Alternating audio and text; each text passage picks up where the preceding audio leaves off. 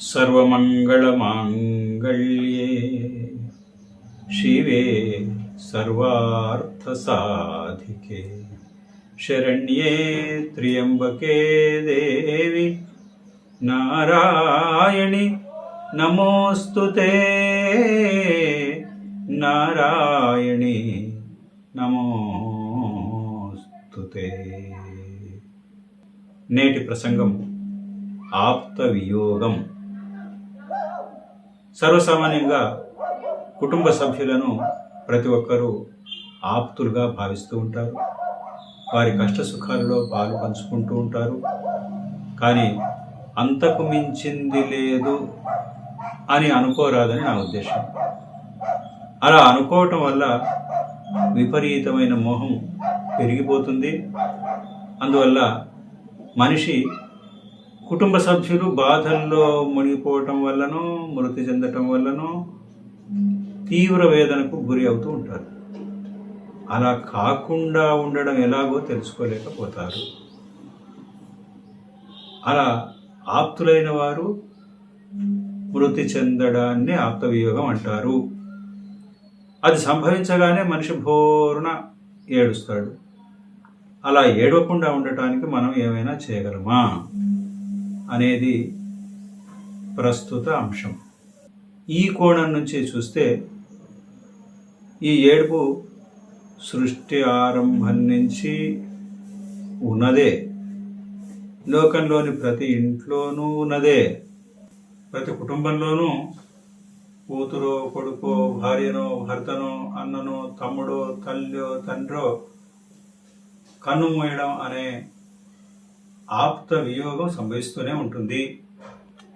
అనుభవించిన వారికి ఆ బాధ యొక్క తీవ్రత అర్థమవుతుంది.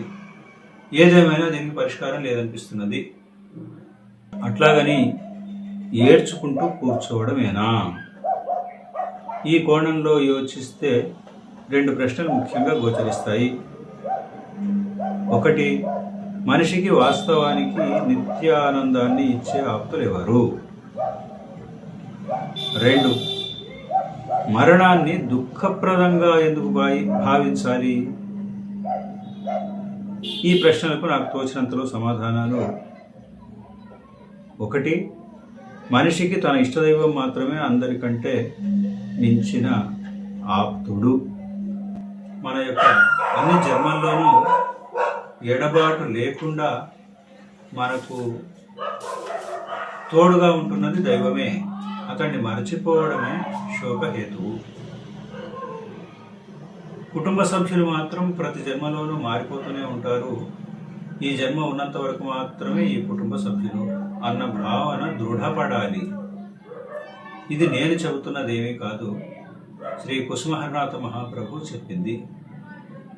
రెండు, పోతే మరణం దుఃఖప్రదమా? కానే కాదు. ఒకవేళ అయినట్లయితే ప్రతిరోజు ఎన్నో వేల మంది ప్రపంచంలో చనిపోతూనే ఉన్నారు. అందరి కోసము దుఃఖపడటం లేదు కదా. అయితే మరణం అనేది ఒక ఆశ్చర్యం, ఒక వింత అని కానీ, ఒక వైవిధ్యం, వెరైటీ అని కానీ భావించాలి. అది మామూలు విషయంగానూ భావించాలి. ముఖం కడుక్కోవటం గురించో స్నానం చేయటం గురించో పదే పదే ఆలోచించడం లేదు కదా, మాట్లాడుకోవటం లేదు కదా, మదనపడటం లేదు కదా.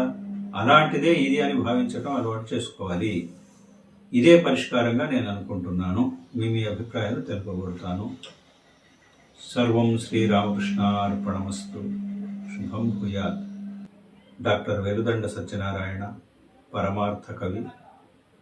29/6/20, 7/12/25.